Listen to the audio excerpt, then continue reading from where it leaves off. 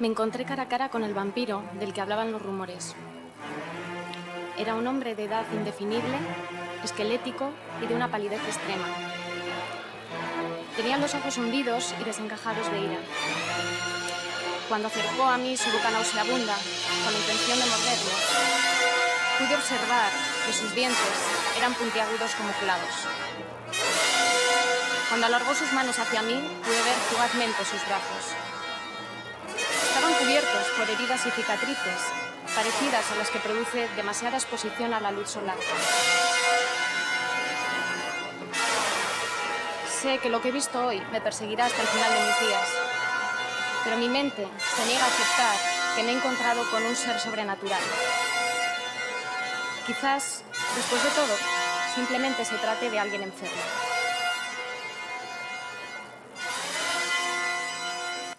Seguramente ahora mismo estaréis pensando que qué hace esta aquí.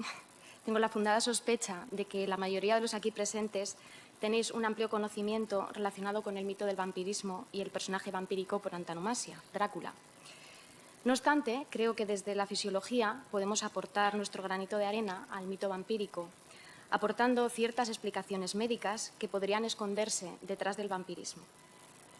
Muchas gracias por esta invitación a participar, porque he aprendido muchísimo y me encanta la idea de poder crear puentes entre las letras y las ciencias para así retroalimentarnos, inspirarnos y crecer. Gracias.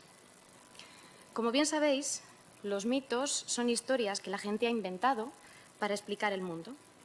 Por ejemplo, las culturas antiguas no entendían por qué cambiaban las estaciones o por qué entraban en erupción los volcanes. Así que inventaron historias que explicaran estos acontecimientos. El mito del vampirismo es tan antiguo como la humanidad. En casi todas las culturas y mitologías alrededor del mundo han aparecido mitos acerca de no muertos, consumidores de sangre, desde Persia y Babilonia hasta Egipto, India, Grecia o China. Desde la antigüedad hasta el siglo XVIII, los vampiros eran algo más que criaturas terroríficas. Servían a un propósito real a la sociedad, ayudando a la gente a explicar la muerte, la enfermedad y otros males. ¿Ha muerto alguien misteriosamente? Los vampiros deben haberle atrapado. ¿Se perdió la cosecha de trigo? ¿Hubo un terremoto? Probablemente fue culpa de los vampiros. Incluso los problemas menores, como las pesadillas o los dolores de cabeza, podían achacarse a los vampiros. Los vampiros incluso unían a la gente. No importaban las diferencias con familiares o amigos. Podías estar de acuerdo en una cosa, y es que los vampiros eran malos. Y daban mucho miedo. Por eso, cuando se creía que un difunto se había transformado en vampiro, días después de su funeral, se solía desenterrar el cadáver para corroborar la sospecha. Al manipular el cuerpo exhumado y clavar una estaca en su pecho para corroborar su muerte, podía producirse la exhalación de una especie de suspiro o grito. Esto era, en realidad, un escape de los gases de putrefacción, haciendo pensar a los exhumadores que el cadáver era, en efecto, un vampiro activo y que la estaca había dado fin a su existencia. Esta labor de exhumación, en la que participaban sacerdotes, autoridades de las aldeas o incluso los familiares del difunto, era temida, ya que muchos sufrían serios trastornos debido a la inhalación de estos gases, producto de la fermentación o descomposición orgánica y cargados de bacterias que brotaban del cadáver al ser manipulado. Según el folclore, un vampiro es un cadáver reanimado que al ingerir la sangre de los seres vivos, animales o humanos, aseguran su propia supervivencia. Se parecen a las personas normales, pero tienen unas características particulares como son palidez en el rostro, dientes largos y afilados, pelo en las palmas de las manos y uñas largas. Duermen durante el día, ocultos a la luz que los podría matar, y despiertan de noche para alimentarse. No pueden verse reflejados en espejos y, según algunos autores, tampoco proyectar su sombra. ¿Podría haber algo de verdad detrás de todos estos mitos y leyendas acerca del vampirismo? ¿Existe una base fisiológica o médica para explicar lo que la superstición interpretó como vampirismo?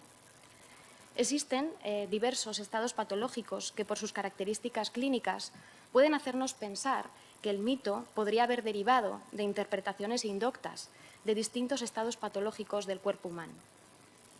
En esta charla voy a intentar explicar una enfermedad en particular que podría estar detrás del mito, la porfiria, que si bien hay dudas acerca de si fue el origen del mito o no, por lo menos sí coincide en algunos aspectos. Y es que esta enfermedad existía mucho antes de que se catalogara como tal, por lo que bien pudo haber sido interpretada como la evidencia de la existencia de demonios o espíritus.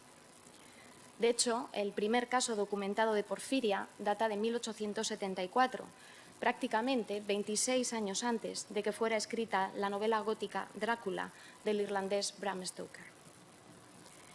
Esta explicación médica del mito fue propuesta por primera vez por el doctor David Dolphin, bioquímico de la Universidad de Columbia Británica en Vancouver, Canadá, en 1985, desde la Asociación Americana para el Avance de la Ciencia, bajo el título Porfiria, vampiros y hombres lobo, la etiología de las leyendas europeas de metamorfosis.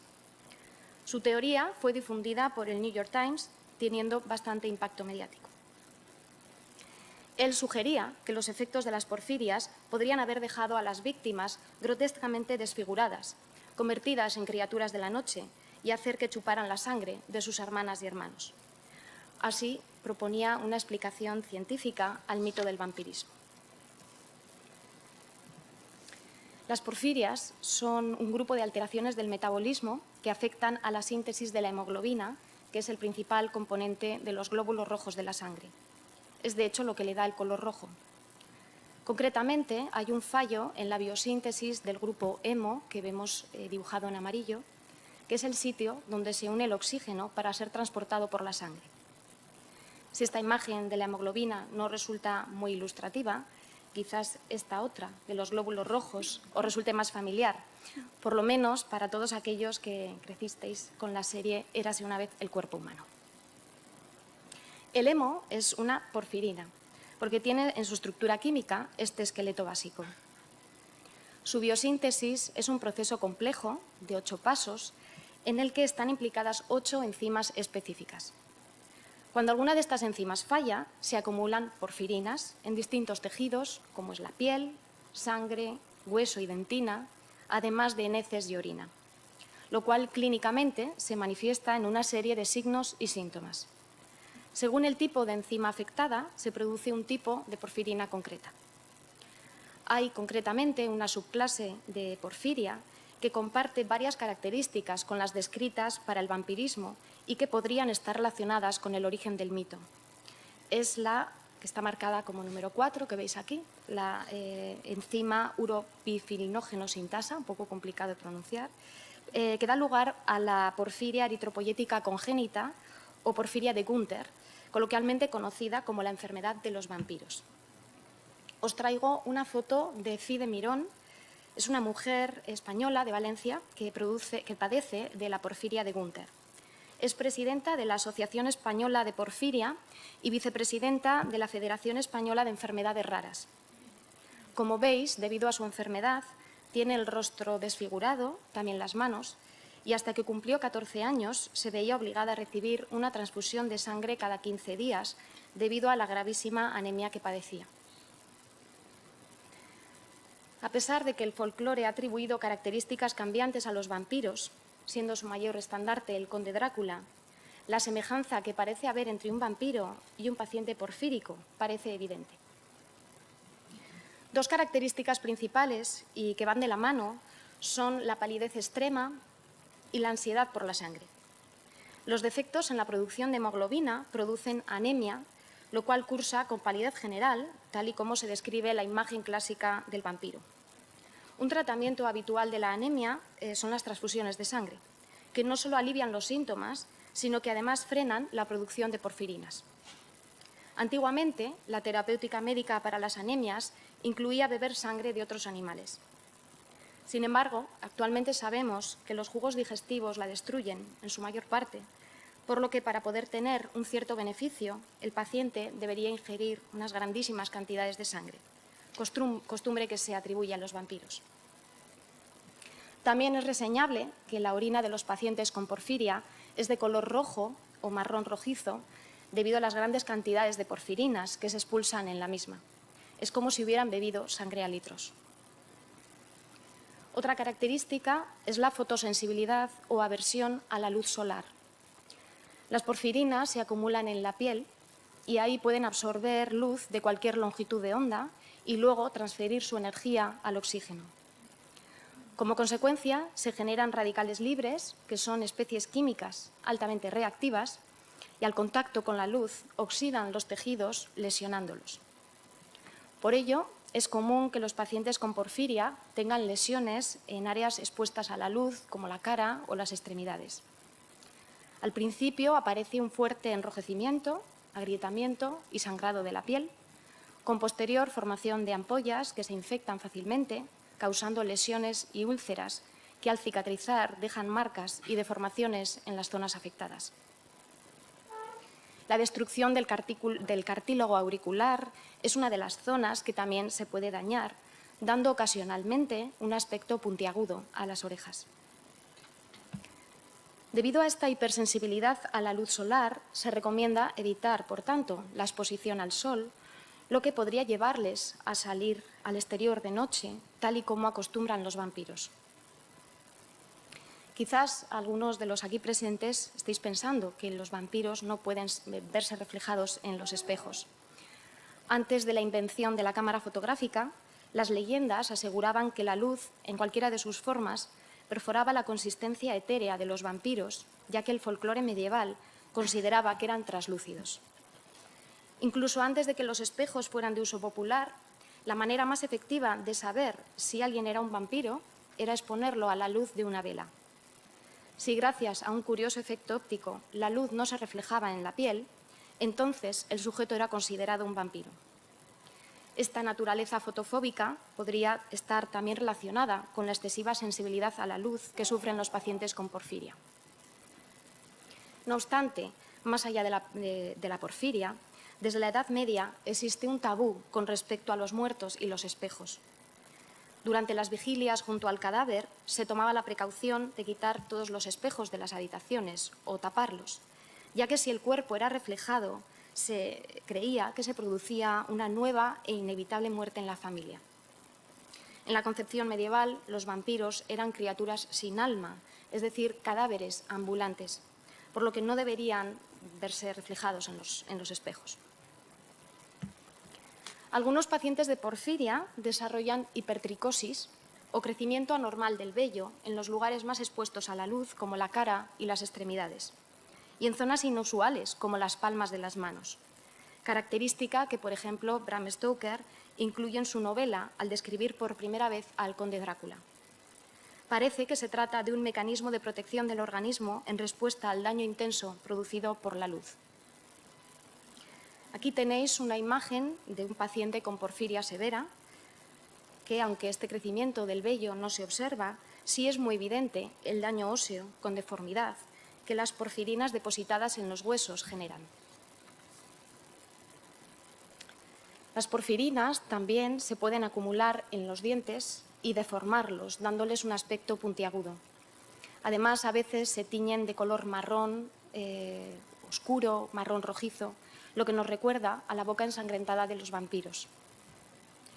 Las lesiones en la cara, que hemos comentado anteriormente, pueden hacer que los labios y las encías estén muy tensos o incluso mutilados, haciendo que los dientes, a pesar de no ser más grandes de lo normal, parezcan ser más grandes, sobresaliendo de forma amenazadora.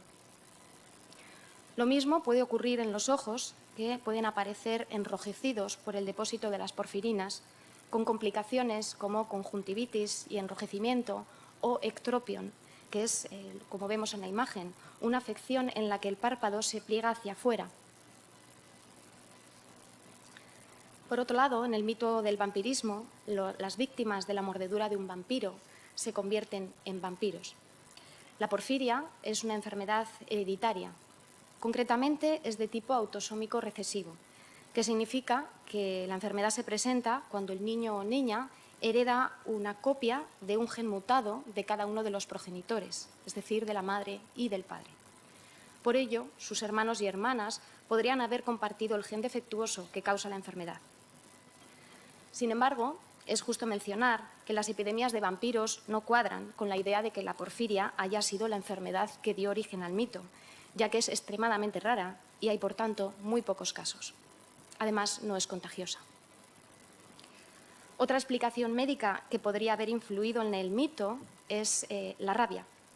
Es una enfermedad vírica que puede contraerse si uno es mordido por un animal infectado. Debido a que el virus de la rabia afecta al cerebro de los animales, los síntomas involucran cambios en el comportamiento.